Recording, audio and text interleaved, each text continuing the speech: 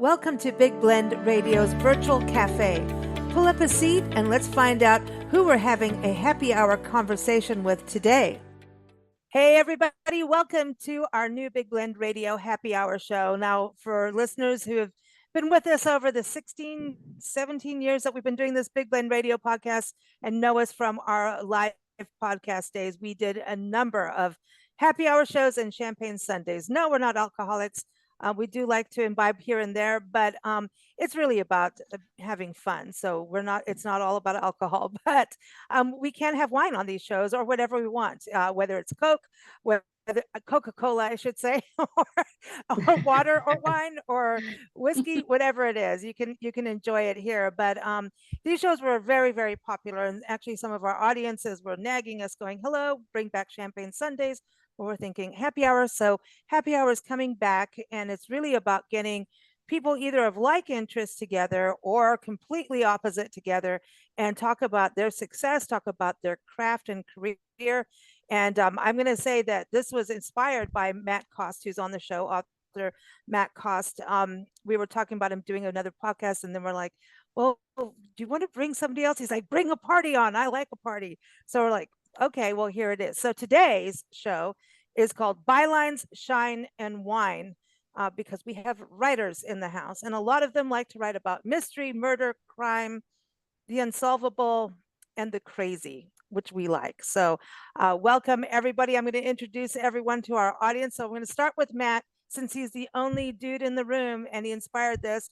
Welcome back, Matt. How are you? I'm fantastic. I'd have to say this is not the first happy hour I've inspired. Oh, okay, there it is. But he used to own a gym. So how healthy is happy hour for like a previous gym owner? I think a couple drinks is good for everybody. I think it is. Here it is. Can't Yeah, hurt. and he was a teacher. So yeah, you need something to drink. Any teacher needs a drink. Absolutely. So Matt, tell us a little bit about your books and your writing, because you've got different series. So give the audience an overview, and I want to give everyone the website, and all the websites for the authors on the show today are listed in the show description in the show notes. So no matter where you're listening or watching, Facebook, YouTube, Spotify, all of that is in the show notes. So go to mattcost.net, but give us an overview, Matt. Like you said, I write many different series. I just had the 5th book in my Clay Wolf Trap series come out recently. And that's a former Boston homicide detective who's become a PI in a small coastal Maine town. I have 5 books, soon to be 6th, in my mainly mystery series, which is an amateur PI who also owns a mystery bookstore in Brunswick, Maine. And the 2nd book in my Brooklyn 8 Ballow series comes out in July, which is a historical PI mystery set in Brooklyn, New York in the 1920s. And I also write some historical fiction as well. So yeah. The one was connected with Cuba, right? To what? To Cuba. The one was written. Yep. Yes, I Am Cuba is about Fidel Castro and the Cuban Revolution in the 1950s. It's cool. It's a cool book. And I want to bring Kathleen Walls on. Kathleen is a travel writer and an author of guidebooks, travel books, nature books, history books. And then she's got this wacky side of her that goes, I'm going to write about crime and real estate. So welcome back, Katie. So you can go to her website, Katie Walls, and that's Katy, Katie Walls. So welcome back, Katie. How are you? Oh, I'm doing fine. And yes, it does get crazy. And the real estate and crime kind of that mixed up during COVID. Couldn't do a lot of travel writing. So my past experiences in real estate and travel writing. So I have my character who happens to be a property manager at a big rental company in St. Augustine. And she just sort of accidentally happens to get found with a recently shot person she was trying to evict. And it doesn't look real good since it's just her, the gun, and the dead body. And she begins trying to figure out who really did it and ends up traveling to Helen, Georgia, because owner of the property that she's managing didn't know much about the guy, but he had told her he was from Georgia and he lived in Hill. So she put that together and came up with Hell in Georgia. And It kept me busy during COVID. My latest But one, once I could travel again, is my music book, which I had a lot of fun doing. That's nonfiction. It's history of American music, because I've always wanted to answer the question, do we influence the culture of music, or does the culture of music influence us?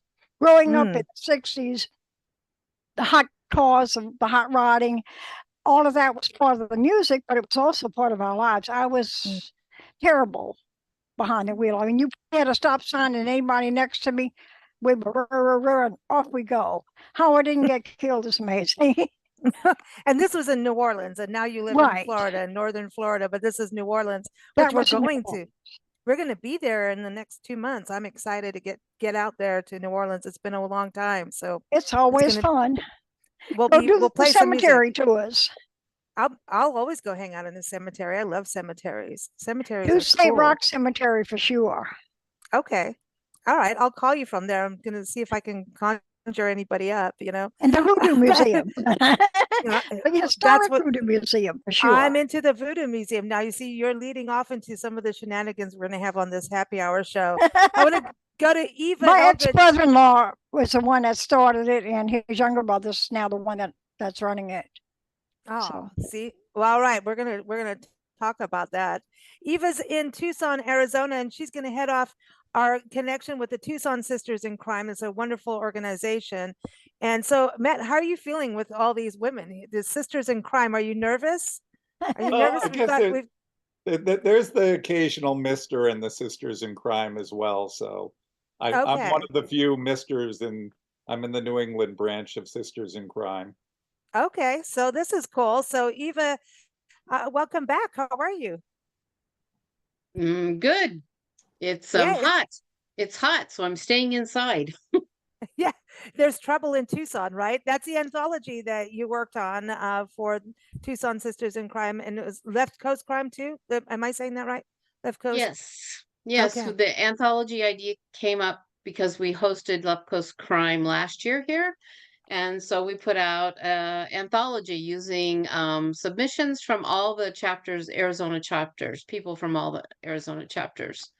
So yeah, that was a lot of fun. So that's still available on Amazon. Cool.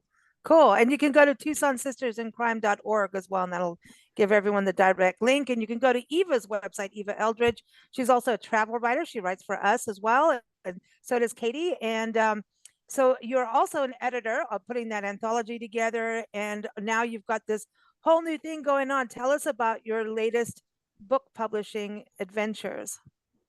I'm in grad school with Western Colorado University in the graduate program for publishing. And we had two basic assignments. One was putting together an anthology called Feisty Felines and Other Fantastical Familiars, which launches July 24th, but it's available for pre-order through wordfirepress.com. And it is, let me see if I can get my face in there. Feisty Felines. Yeah, you got it. There we go. I'm one of the editors on it. We picked out, we did the stories, we edited it, we did the table of contents, we picked out the images for the cover, we wrote the back cover copy. So this was our first taste as a class into publishing. And then our thesis project was reprinting a book in the public domain. And I chose the Zane Grey book. So The Call of the Canyon. The Call of the Canyon. Cool. I read Zane Grey a lot when I was a kid, and most of his work was too long for what our word count was. But this one was written by him in from a woman's point of view, Carly Birch. And it's her trip from New York, her change from being a New York socialite to being an Arizona rancher. And it's about Very cool. About the Sedona and Oak Creek Canyon area. It's really a cool Very book. Cool. I like it. And that is available now. That came out on Tuesday. So I'm very pleased. I got to do the cover and do all the formatting. I got to do like most of that book. So I can say I can publish a book now. Well, cheers to you. We're happy hour. Happy hour. I love this. Cheers. Cheers. So I love this. So everyone, evaeldridge.com, you can keep up with her there. Everyone's on social media too. I'm going to bring Dr. Ransdell on the show. She's an author also in the Tucson Sisters in Crime. You can go to dr-ransdell.com. So check her out there. We've also got some dogs on the show, apparently, barking in the side here. They're part of the happy hour. But Dr., tell everybody about your writing and welcome back. Because you got music in yours. Talk about music. Thanks a lot. Yeah, I start like my first mysteries. I did 5 with Andy Veracruz. He's a mariachi violinist. I've done a lot of mariachi work in Tucson. It's what sort of cemented me to Tucson. I lived in Mexico, and then when I came back to the States, it was great to have some like tie to Mexico. I've done a couple of things that are a little bit different lately, and one, it's very funny, has a very big New Orleans connection. So I wrote Dervla. Dervla Alarms the Nanas. It actually starts in New Orleans, and it has a voodoo connection. But the voodoo connection is really interesting because it comes from a story that I heard when I was living in Mexico, and this is like 40 years ago. Stems from an incident that a friend told me about. Seems that her husband didn't like her anymore and was doing some very nefarious things to make her think she was crazy. So I used that story and twisted it around, turned it into this story that is set right there in Tucson. So actually the first time I've set something in Tucson, because I have these vagabond shoes. In fact, right now I'm speaking from, we went to Pompeii today, and now tomorrow we're going to go to Paestum. I'm in the middle of Italy. It's like 11 o'clock at night. It's really funny. But speaking of wine, that's what I'm supposed to be speaking about this time of day with you guys, except I hate wine. I know I'm terrible Italian. I have a book called Party Wine, and that's interesting too, but it has a very interesting wine connection. My cousins who live near Turin in northern Italy, they live about a kilometer from this set of party houses. And a balmetto, a party house, it's these little structures that people create next to the mountain. It's important because they keep the cellars exactly at 60 degrees naturally by the fissures through the mountains. Wow. And that's the perfect temperature for wine and for dead bodies. So you see, that was perfect setting. Oh, Fun with that. And I use the town where my cousins are from. So that was a lot of fun to do. So those are my 2 most recent things. I love it. I love it. I mean, hey, put a body with the cask, uh-oh, here we go. The cask and cellar, dead bodies. Oh, it's going to start getting weird. I know. I know about these shows with you ladies and Matt. I know it's all going to get crazy. So Lori Pollard Johnson was on our Women Making History podcast recently, and also part of the Tucson Sisters in Crime. And now you're in Washington State. Let me just say, Eva's actually in Tucson. So Lori's up in Washington State, and but moving full-time to Tucson, right, Lori? Yeah. Yep. Very soon. Awesome. So tell everybody about your books, and everyone can find you on Amazon. Is the best place, right? Yep, or the Wild Rose Press website. They have a list of all the different places you can order it from, so print and ebook. The one that came out last month is called Corpse in the Craftsman Cottage. It is a cozy. Corpses and cottages. Here we go. Yep. And the closet does appear in there in that book as well. It's essentially a book about 2 best friends who get together and decide that they're going to flip houses in order to get away from their lying, cheating exes and establish financial independence. And it comes from the background of being a landlord myself and having some interesting houses that we cleaned up and fixed up. And, houses hold stories. And boy, there's a lot of imagination that can go into a dark closet where you find things left behind. Let's just put it that way. The other book. We've got real estate in common here. I'm just going. We've got real estate. We've got New Orleans. We got deserts. This is interesting how this works. But yeah, go ahead. Don't forget the dead bodies. We've all got dead bodies around. Dead bodies. And then the one that comes out next month in July is called Toxic Tort. And it is about a very caustic restaurant critic who gets poisoned with a toxic tort at Seattle's Chocoholic Ball, held at the Space Needle. So a lot of iconic Seattle aspects of that story. That's funny because now we're getting into our food, wine, and travel writers here. Mhm. Katie and Eva. Okay, so chocolate and death. Yeah. So would that be I like a did. suicide chocolate cake? You know? I don't think he did it to himself. I'll put it that way. So it's definitely not suicide. Yeah. But I got my start actually with nonfiction writing in the food and wine industry. So I met a lot of chefs, and boy, they are some of the kindest, most generous people I've ever met. And I thought, well, wouldn't it be interesting if they met up with someone who destroyed their career with, you know, a pen, a stroke of their pen? And that's where Mm. that one came from. The one I'm working on Wow. right now is I'm not going to say the too much about it because it's kind of a fresh idea. I haven't seen anything written about this before, but it has a theme of sisterhood. A lot of the books that I write, a lot of the things that I write in general, have to do with the theme of sisterhood. So yeah, that's Mm. where we're at. That good balance with you being part of Tucson Sisters in Crime. I want to Mhm. go over to Erin now. Erin is the first time Erin's been on our show, Erin Lee, and you can go to her website, erinlee.com, and that's ERYNN and Lee LEIGH. I'm just proving I can spell and I can read. So go to erinlee.com. So welcome, Erin. How are you? Just fine, thank you. And it's great to be here. How are I you enjoy your doing? show, so I'm glad to have an opportunity to be a guest. So Well, yeah, I'm glad to have you here. yeah, in sunny Scottsdale, Arizona, where it's also over 100. Oh, yeah, exactly. It's a little warm, I think, across the country, except for Matt's area. He's chilling out. Maybe are you in the, the wine casket kind of area, the cellar? Maybe he is in the cellar. I don't know, but I don't know. But tell us a little bit about your writing, Erin, for folks to get to know about what you do. Okay, I'm probably more of the newbie writer in the group.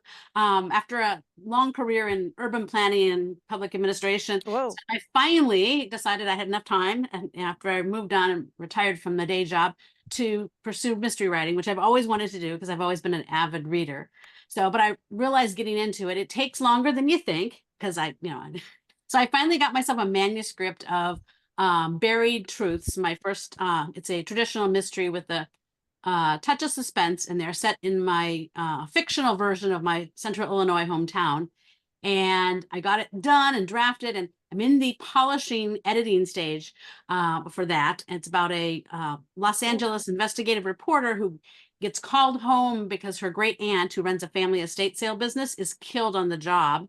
And there's a whole world of family secrets involving the clients, the estate sale clients' families. They do not want that estate sale to happen. And so there's a bunch of things that they're trying to cover up.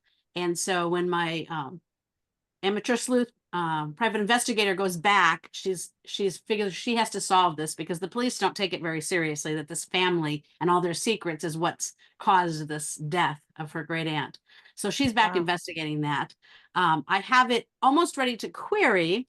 So I don't have a cover or anything for that, and I have not even found a publisher yet. But I took a detour about, I don't know, 6-8 months ago, and decided I was going to publish a short story. I had several out for consideration with either anthologies or other places, but I thought I'm going to do this for practice myself. And so I went online and I realized on Amazon you can actually publish a short story all on your own. I did not know you could do that. So I published Wow. a prequel to my book that's coming out while I was waiting because I was getting frustrated the time it takes. And so I just got to design the cover and you put it out. It's just an ebook version. It's like 15 pages or something long, but it's a prequel of my amateur sleuth Oh, visiting in her hometown, solving another mystery that occurs at the time. It's called Truth Be Told. And here's a little picture of it. I don't know if you can see the cover because it's an ebook. You can't. yeah. And it's But only that available on Amazon, but it was kind of fun to do just because I wanted to see how does that work. You know, Mm. and it was an interesting opportunity to do that. I think that's really smart because that gets popular, then it helps with the publishers too. Eva, I know you're doing more on the publishing side of things, so that's kind of a smart role to go, right? Not publish. Sometimes when you publish something, publishers come in and say, okay, now you have to take everything down that you've done in the past when it's popular and they want to buy it. So that's kind of a smart thing to do, don't you think? To get your feet wet. That's what I'm planning on doing. I'm probably going to publish one of my short stories in this exact same way. Good. So, What, yeah. What do you think about that, Matt? In regards to putting short stories up and getting started that way. Now, I think that's a fantastic idea. I've Mm. done it a few times, not on Amazon, but through a company called Book Funnel that my publisher works with, and put up some short stories associated with my books just to grab people's interest. So, yeah, that sounds like a fantastic idea to me. Hmm. I might do one. That's going to be dangerous though. I don't know. So, okay. So I know we're going to talk about murders and deaths and all kinds. We've got estate sales. We've got real estate agents, landlords, real estate flippers. There's all kinds of things going on here. But let's talk about something really odd in because all of you probably read since you write, right? So we all know that part.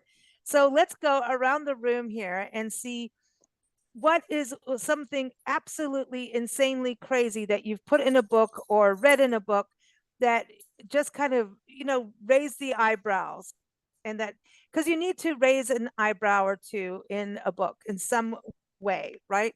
So just something like, oh yeah, well, I'm going to put this in here. Nobody expects that. So let's start with you, Matt, because I could go to 20,000 things with yours. So let's start with you. What is something odd that you've put in a book or read in a book that you go, wow, never thought of doing that. I wonder what the readers will think. Well, you probably jumped to the end of Pirate Trap because we talked about that a little bit, but I can't talk about that aloud Okay. here because that would give things away. So maybe I'll focus on the other book behind me, which is Mousetrap, Yeah. and the Yeah. fact that, genome editing really exists out there, and the ability to change the DNA in the embryo of babies to make super babies is a reality under a technology called CRISPR. And, so a lot of times in my books, I do like to grab onto something that is just fascinating to me, such as that, and kind of dig into it. And it scares me all at the same time. I also did want to give a shout out to Kate and DR because I also have a book uh, about New Orleans, Love in Oh, a Time okay. of Hate, which is the fight for social equality in New Orleans after the Civil War. So, and we have Marie Laveau in there, Oh, who is another fun person to put into a book. So, I always liked the fact that she was the voodoo queen of New Orleans, and people would come to her to get spells and things to fix things in their life. And she would always say, put red dust on the steps and do a few other things that were voodoo related.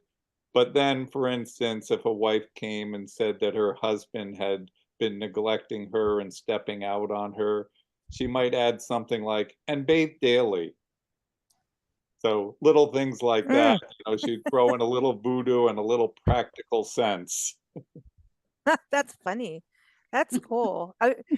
One of the best books I read about New Orleans is called The Cards Don't Lie, and it's about the Battle of New Orleans and three women, some are of English descent and some are Creole, and what they went through during the Battle of New Orleans. And basically, it is one of the best accounts of how this battle went down, and it was pretty bloody, and it really made sure that everybody knew that Andrew Jackson had diarrhea during the whole battle. He finally was nice to the Indians and somehow managed to get the Indians to save New Orleans. So that was it was a good battle. It was like, it was a fantastic book. But Katie, let's go to you. What is a raising eyebrow kind of thing in a book of yours?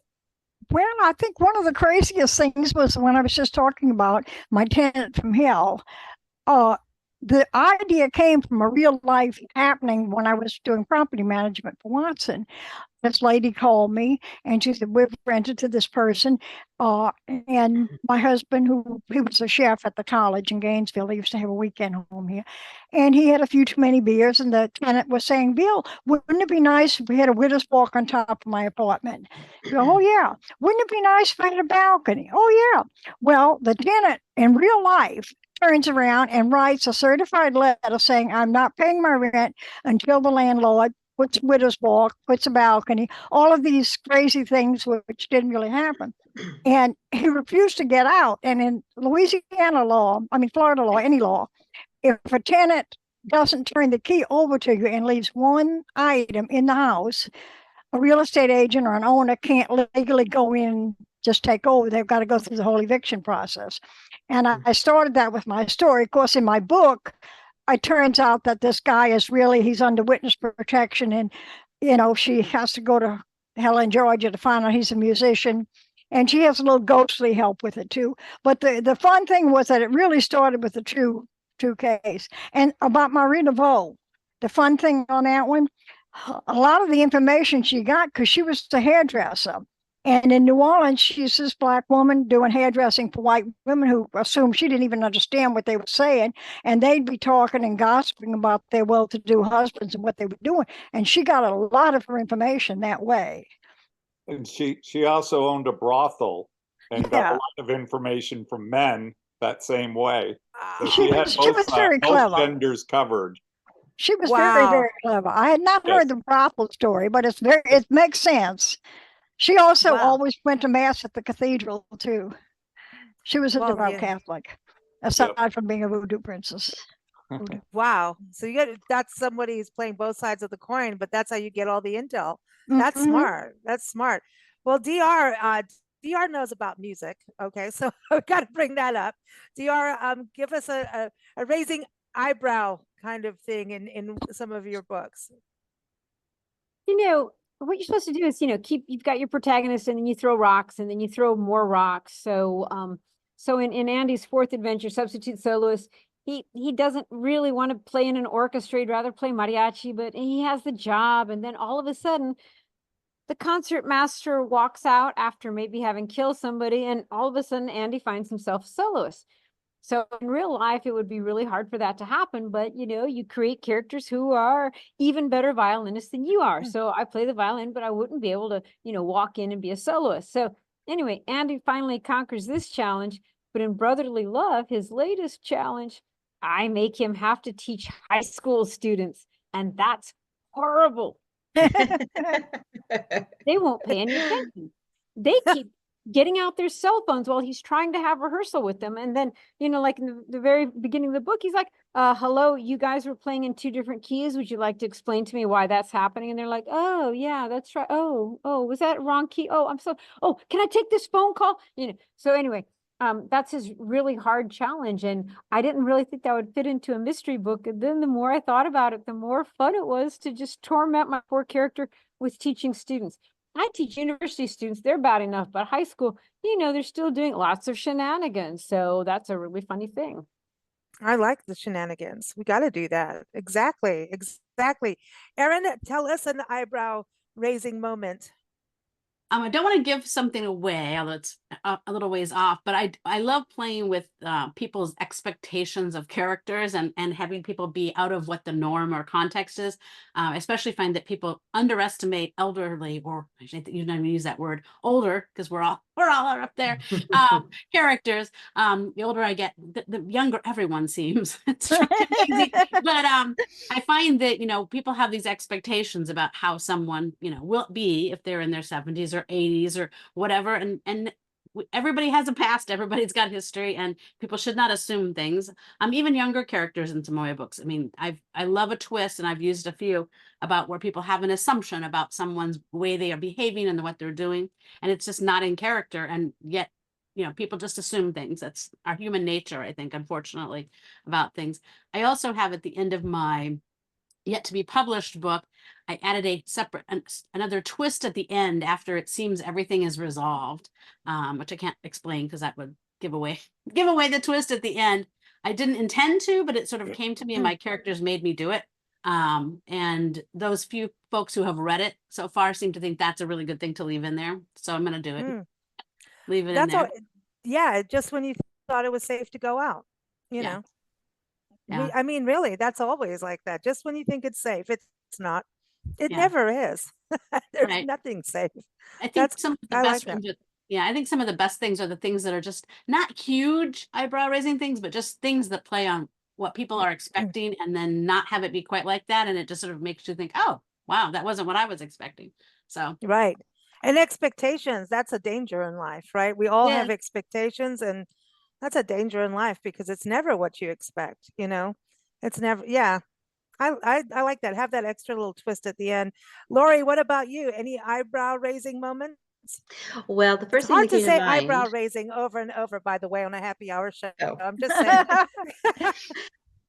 The first thing that came to my mind was in The Corpse in the Craftsman Cottage, the one that just came out. I have a scene with an elderly person, as Erin was saying, and expectations, and it is a little bit of a humorous scene in which he is on a little rascal, you know, the little motorized devices Oh, yeah. going down the freeway, and the beta readers were going, "Yeah, I don't think that really could happen," but you know what? I love it. I'm leaving it in. And it stayed in. And then about, gosh, I don't know, maybe 3 or 4 years ago in Seattle, there was a guy who was on a little rascal going down the freeway. And I thought, it can happen. It can. Look, did you ever watch the movie of the guy who went to see, I think it was his brother or something, long lost brother, and didn't have a driver's license because he was elder, and he rode his John Deere tractor all the way? I think I heard about that. Yeah. I love I that haven't seen movie. it. Yeah. It's a cute movie, but I mean, still, you know. But I hope he never gets in front of me while I'm driving. And I just went through that side of the world, and there's a lot of green to go through, a lot of fields and a lot of green. Mhm. But yeah, Eva, what about you? Well, my writing, of course, isn't quite that developed. I do have I have one story where the woman, main character blew herself up. Um, Hey, but that's cool. what I'm reading right now, which isn't a mystery, it's called Family Lore, and it's by Elizabeth Acevedo, and it's a Dominican Republic with women from the Dominican Republic that have moved to New York, you know, migrated back and forth, and it's their story about, you know, from grandma to grandkid and stories in there. And there was an amazing amount, raised my eyebrow, of sexuality in there. And it's well written. And I wasn't expecting that at all in this story. But it's a very interesting story. And and you better have an open mind if you're going to read it. Ooh, So yeah. that was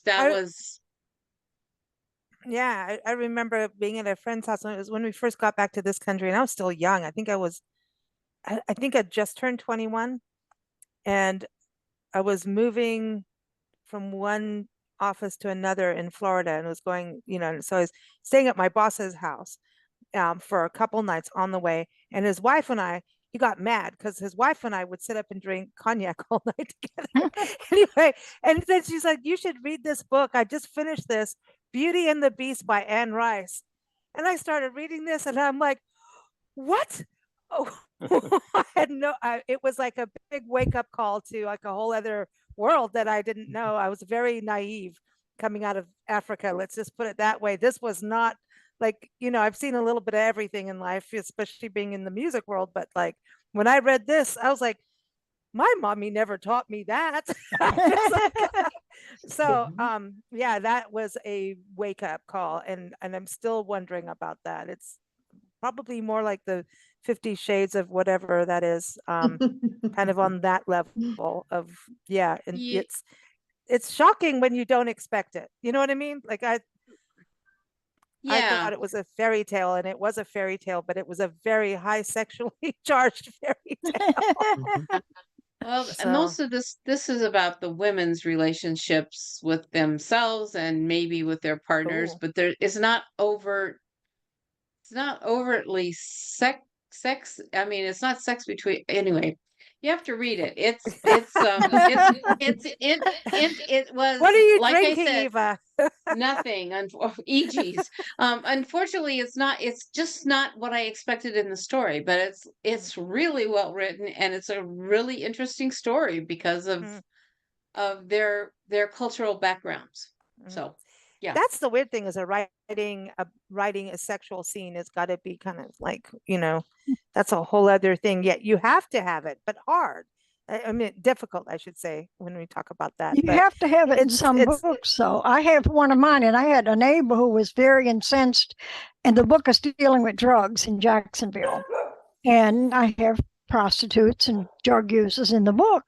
And these people don't use nice, polite language. I mean, they're not going to come up to you and say, "Excuse me, man, would you like to buy some crack?" They have other ways of phrasing it. And to me, I mean, I don't use a lot of profanity normally, but when you're writing about a character like this is the way they would speak. What well, else could I do? if you ever need research, call me because I'm really good because I drive way too much, and and that's my outlet. So anytime you need any kind of extra verbiage on that, let me know.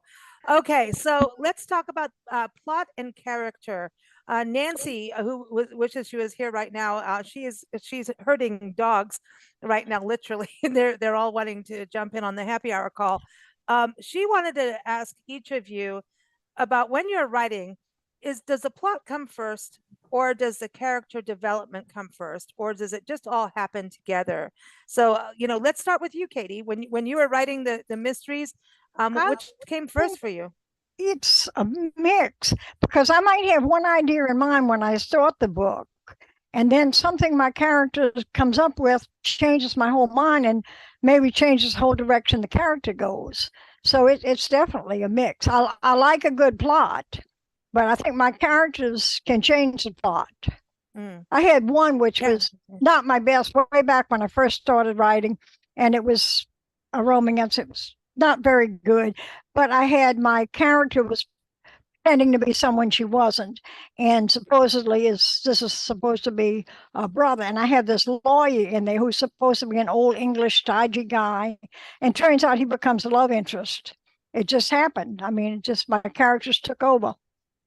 Well, that can happen. And I've had that happening in kudzu too, which was set in 2 time frames, because of the character, she inherits her great grandmother's house, and when she covers up with the quilt, she's automatically transported back to post Civil War time. The whole plot is looking for the Confederate treasure that really has never been found, and she can't change anything, but she's reliving what her great granny lived.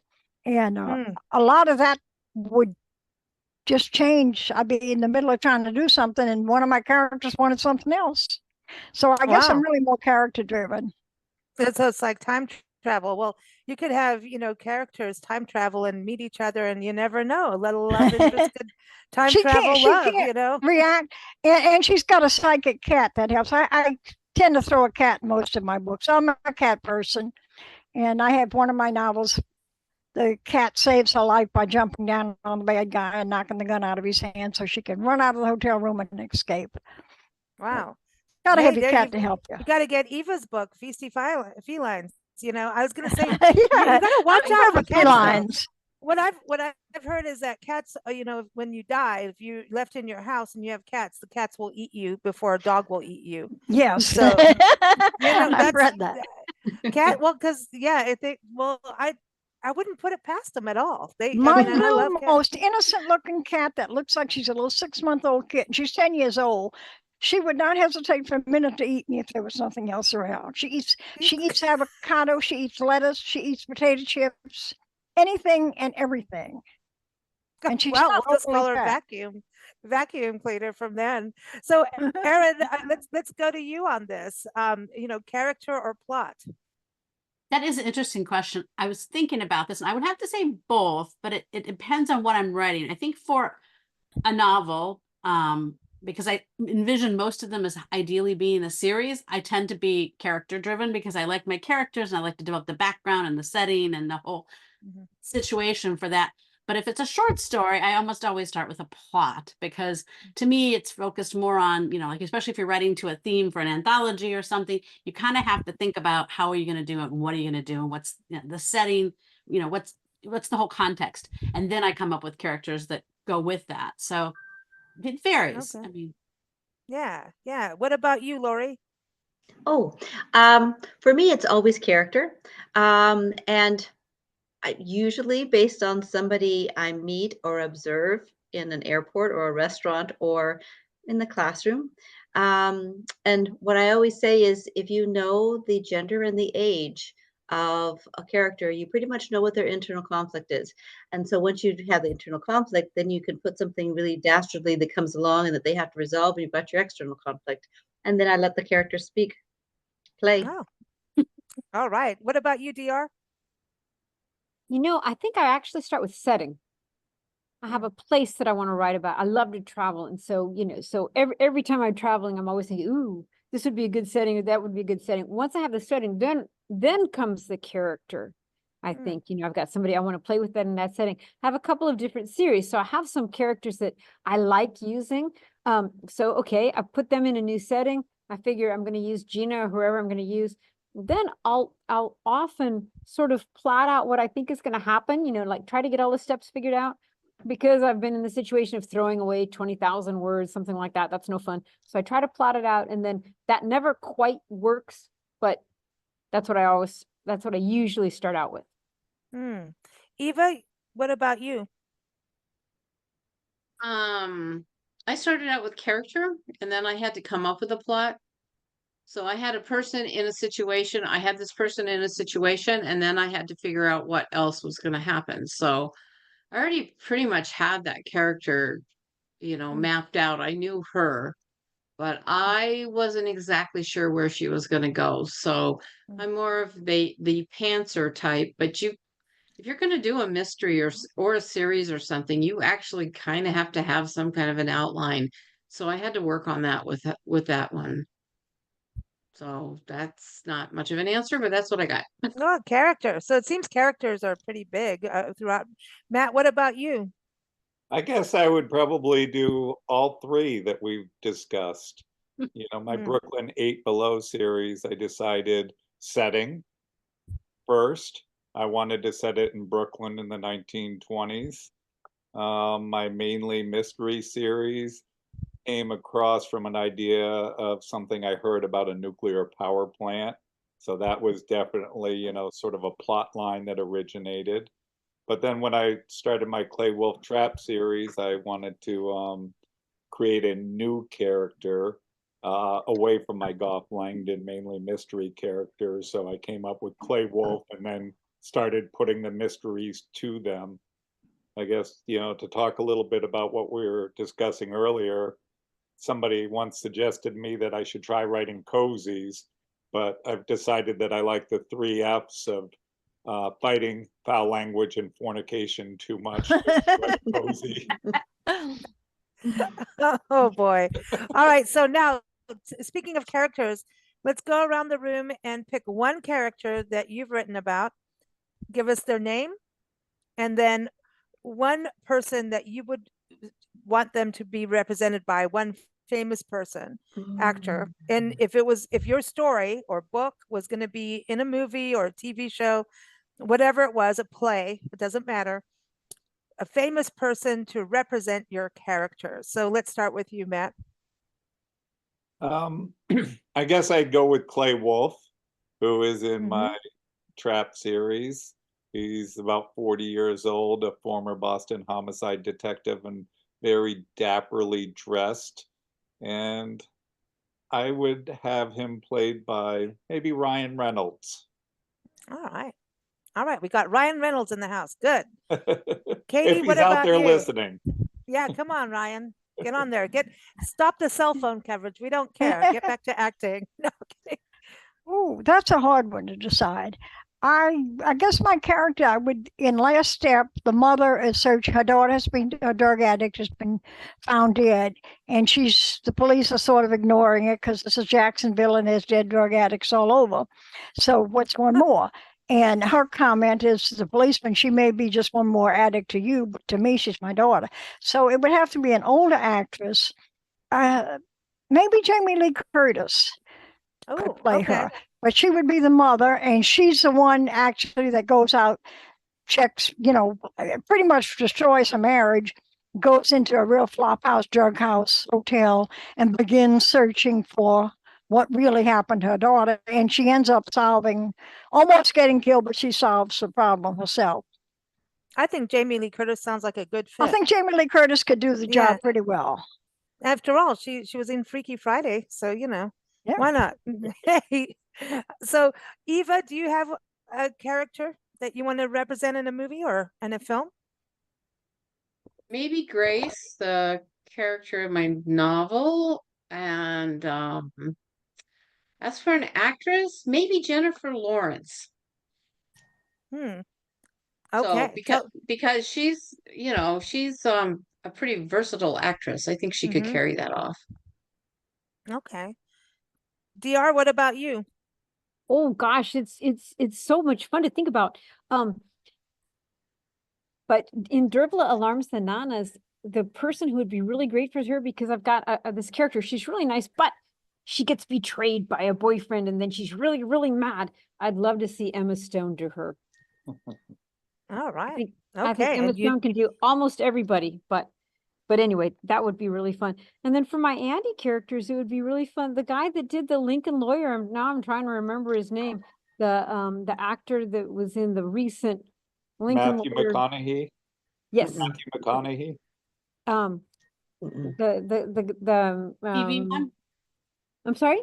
the TV show one, The TV show, yeah. Ramon something, I think, isn't it? Yeah, anyway, he would be really good Yes. for Andy, so but I Oh. should remember his name. what about you, Erin? I've got this really kind of out there senior, if you will, or character that sort of defies expectations. I was thinking originally Judi Dench, but Helen Mirren could do her too. I mean, they're both fantastic actresses, but she's just comes across as somebody initially and then has a whole different twist to her. She's initially, she didn't even wasn't on my radar when I started writing at all. She's a character that just came to life and just keep being bigger than life. And so I would want an actress who could really Yeah. be something. Seems very subtle at first, but can just really roll out the drama. Oh, Judi Dench's good for that. Lori, Yeah. what about you?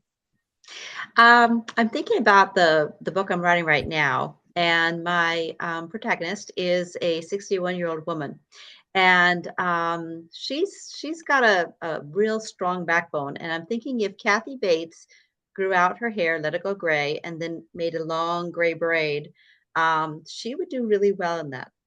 Mhm. Kathy Bates. Every time I think of her, I think of Misery. Oh, When yeah. remember that movie, Misery? Man, that was some psychotic craziness. I mean, Mhm. my God, that was no. Wasn't that with James Caan? James Caan was good. Yes. Okay, keeping up with characters and famous people. All right, let's have a murder mystery dinner party. Okay, I know Eva's cooking because she can cook anything, anywhere, at any time. She is an amazing chef. So we're having a murder mystery dinner, and you want to invite someone to the murder mystery dinner so you can have dinner with them, but then you're going to start plotting of who actually murdered somebody. Okay, so who would you want to come to that dinner party with you? So I'm going to start with you, Matt. Who's coming to the murder mystery dinner party?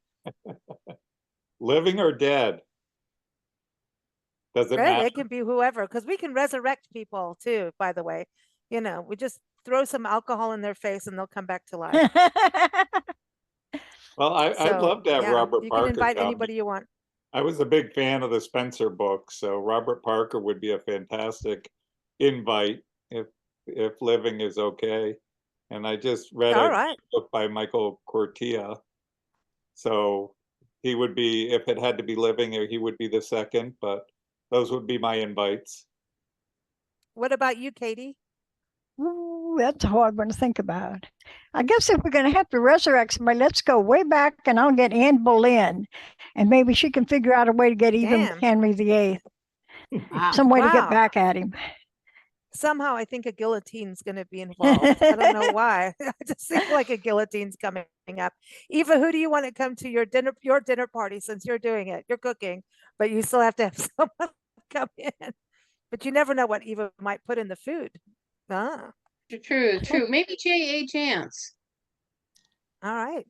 She's I don't need- she's got experience. She's a mystery writer. She's a pretty I popular love her mystery writer books. with experience. You know, she wrote a whole series about Cochise County, and she also writes. She has a Beaumont from Seattle, so Yeah. she's yeah, and she's still living.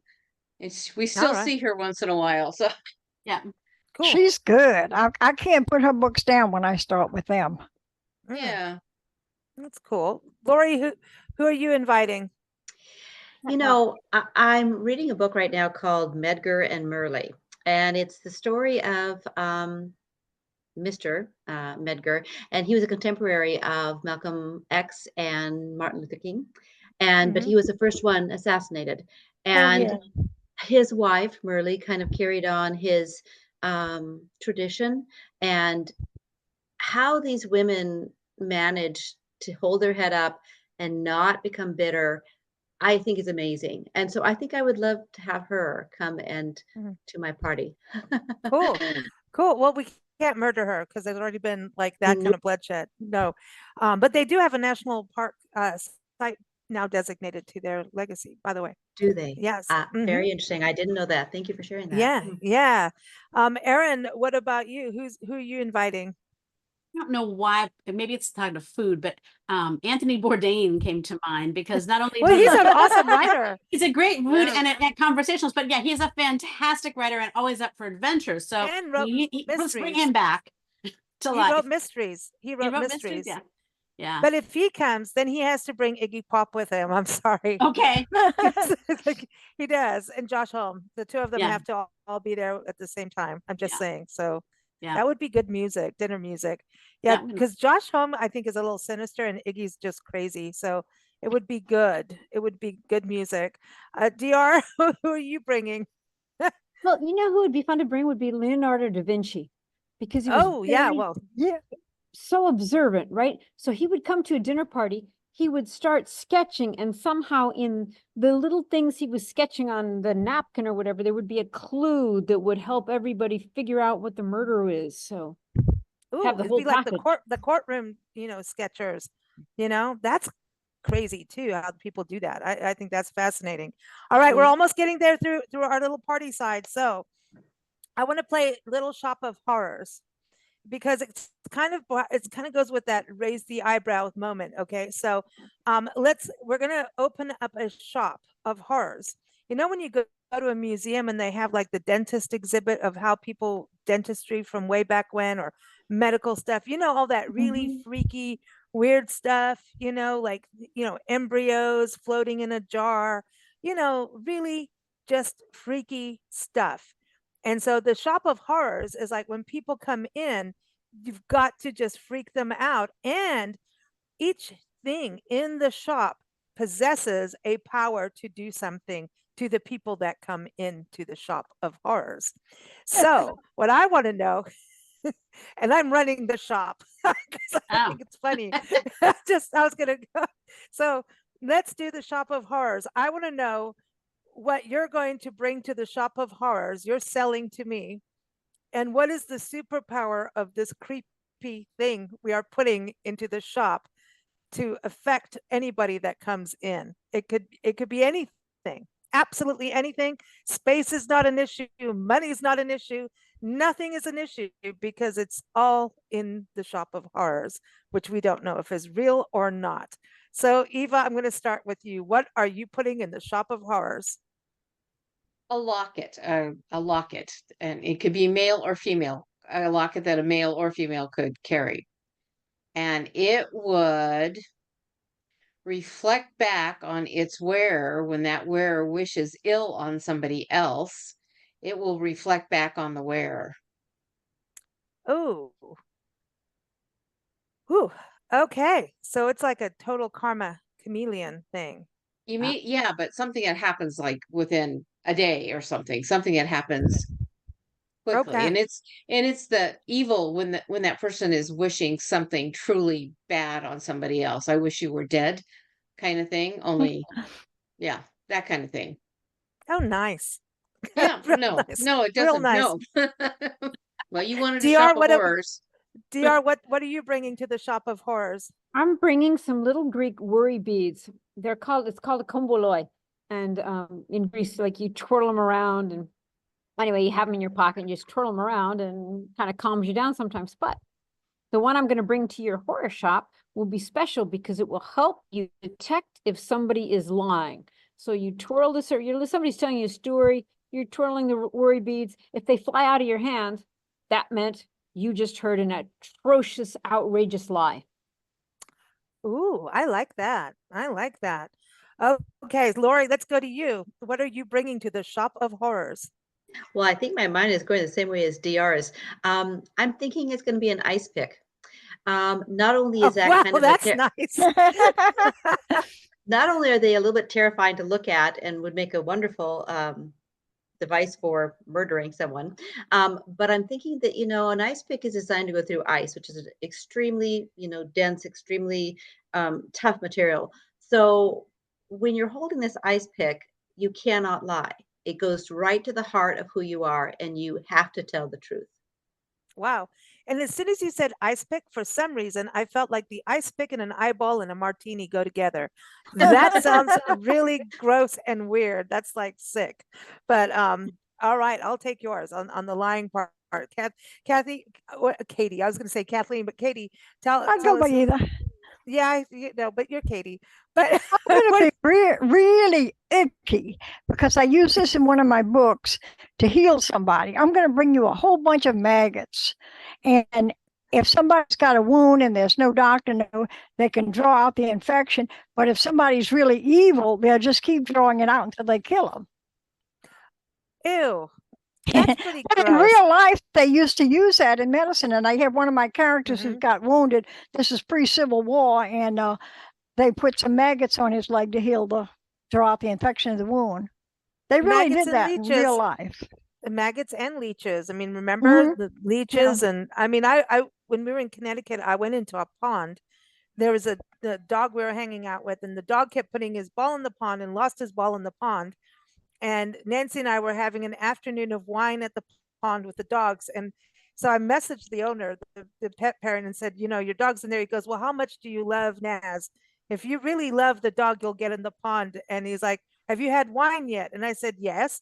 He says, well, get in the pond. Show your love for the dog. And I got in the pond, and these long leeches it was so fast. They came right, and that was it. I decided I don't love your dog that much, but I really do. But hell no. That was really, because I thought, okay, let's play African Queen for a second, right? But no, it's not funny. I don't know. No, and no, and no, and no. Maggots and leeches are a big no. So, okay, Matt, what about you? What are you bringing to the shop? Well, no leeches. What would the little shop of horrors be without a brain?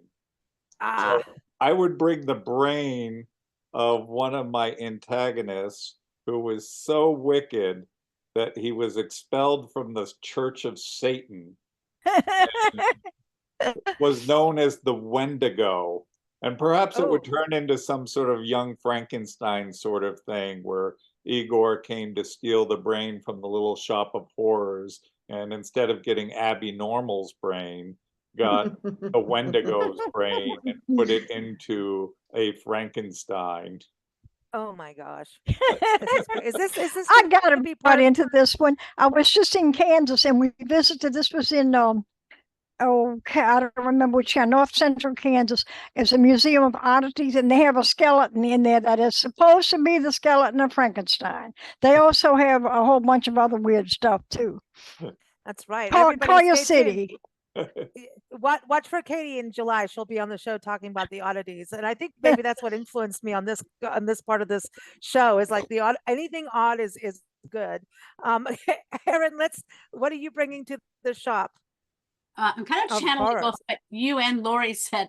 I'm thinking basically there's an aquarium tank with big bulging eyed fish floating, and anybody who looks at that fish makes eye contact with the fish with the big bulging eyes, then knows each other person's they've looked at in the room's deepest, darkest secret. And their job is to seek revenge for whoever was victimized by these people with whatever deep, dark secret they held, whether Ooh. they whether they killed somebody or whether they, wish something awful on someone, they need to rectify all of that because, now they know everybody's deep, dark secrets and the Oh horrible man, things they've done.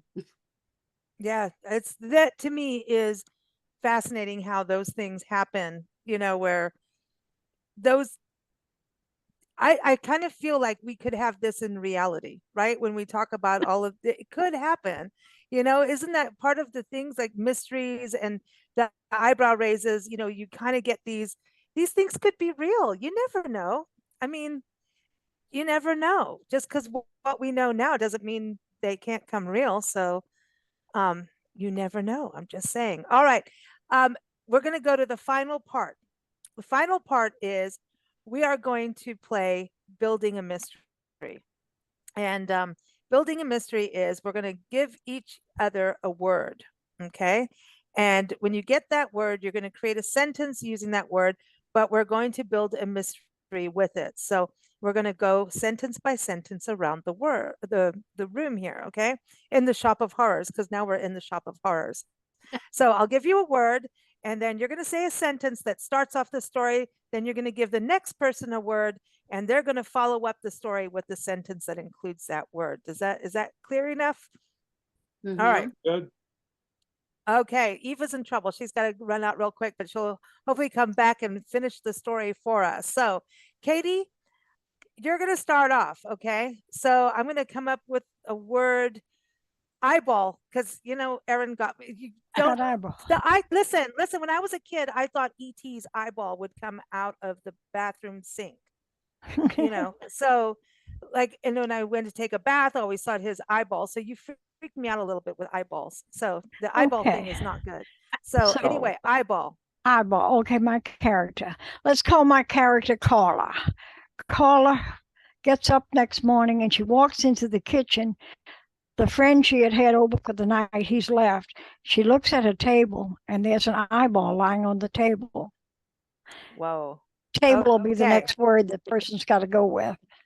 Okay, so catching Eva up in our audience, everybody gets a word and they create a sentence. We're building a mystery, a story together. So Katie's got an eyeball. And what did you say the next word is? Her name's Carla, and she wakes up in the morning after she'd had a tryst with her boyfriend. She gets up the next morning, walks in the kitchen, and finds an eyeball on her table. And I'll go with table will be the word, I guess, for the next. So Matt, you're next. Table. Carla looked at the table and the eyeball and wondered about the fork sticking out of it. Had she interrupted somebody eating their breakfast? Oh my gosh, we're going back to the martini, aren't we? Okay, so Lori, this is going right back home to you. Okay. Okay. So, yeah, what's her word? Knife. Knife.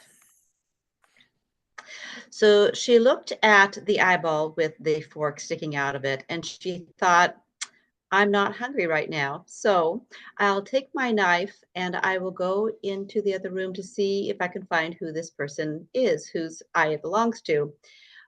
But at the door, she discovers there's one shoe, and the shoe is not her size. And the word that I'm going to give the next person is doorbell. DR, you're ringing the doorbell. Go for it. She's standing there looking at this dang shoe, wondering what the heck could happen next when, guess what? The doorbell rings, and who is there but a policeman. Policeman. All right, Erin, it's off to you. She opens the door to the policeman and quickly kicks the shoe that she's not familiar with out of the way. She's not sure what it means, but it can't be good. So before she invites the policeman in, she looks suspiciously around the room to make sure no one else is there. And then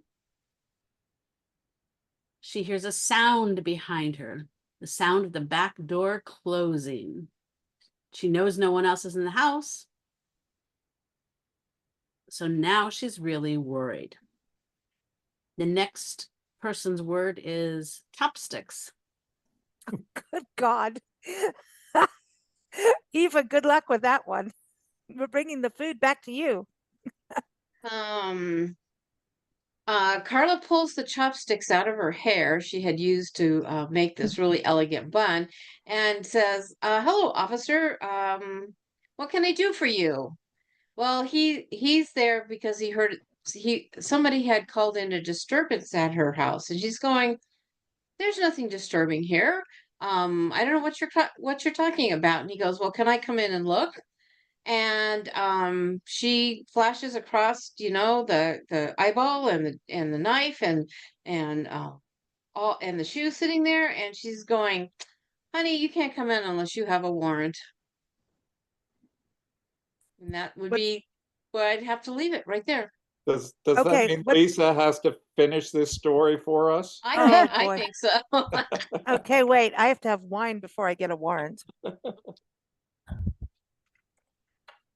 So the policeman says, you're right, I can go get a warrant, or you could pay me $100 and I'll go away forever. Okay. But, Did the yeah. policeman have an eye patch by any chance? Yes, he did. He Yeah. did. He Looking for his did. eyeball. I love this. You guys, thank you so much for playing. But it's fun. It's fun. The creative world, that, those kind of games, it's kind of, I think, you guys are writers and authors, but it's something that I think people in general should do, those kind of creative exercises to kind of realize that the potential is always there. Like, you never know when an eyeball could be listening and telling you the truth or not, So I think you never know. And to always think about the impossible, because the impossible could be very much the possible. You never know what is lurking in a pond. It could be an eyeball. It could be a leech. It could be a floating skull. It could be maggots. And some people like things like maggots and all kinds of weird things to eat your feet too. So anyway, closing that off, thank you all for joining us. Thank you for happy hour. Cheers to you. I want to go around the room and give everyone's website again, but again, it is all going to be listed and linked in the show notes. So you'll have everyone's websites there. So Eva, give everyone your website and the best way for them to keep up with you. EvaEldridge.com. I'm on Facebook under Eva Okay. Eldridge on Facebook, and that's where I spend most of my social media time. Okay. DR, for you, what's the best for everyone? The best is just to look at my website, dr-ransdell.com, and all my info is there. Okay. Erin, for you? ErinLeigh.com, and that's spelled ERYNNLEIGH.com. All right. Lori, for you? Amazon. The Amazon is good, but I also have a dedicated Facebook page, Lori Pollard Johnson Books. Okay, perfect. Katie, for you, it's katiewalls.com? KatieWalls.com, yes. Oh, yeah. And I'm on Instagram, Twitter, well, it's X now, and LinkedIn. And it's either KATYR Walls or KATY Walls, depending on whether it's Instagram, Twitter, or whichever. Okay. And Matt, And I follow back. Yeah, she does. She's always posting travel stuff too. So when she's not playing with maggots. And eyeballs. The travel one is AmericanRoads.net. Okay, that's right. AmericanRoads.net. That's my travel and one. Matt, yours is mattcost.net. Yeah, mattcost.net. I'm on Facebook, Instagram under Matt Cost, so you can find me. Okay. And everyone, keep up with us at bigblendradio.com. Thank you for joining us. Take care. Thank you. Thank you for having us, Lisa. Thank you. Thanks for joining us here on Big Blend Radio's Happy Hour podcast. New episodes air every second Monday and third Friday. Visit us at bigblendradio.com.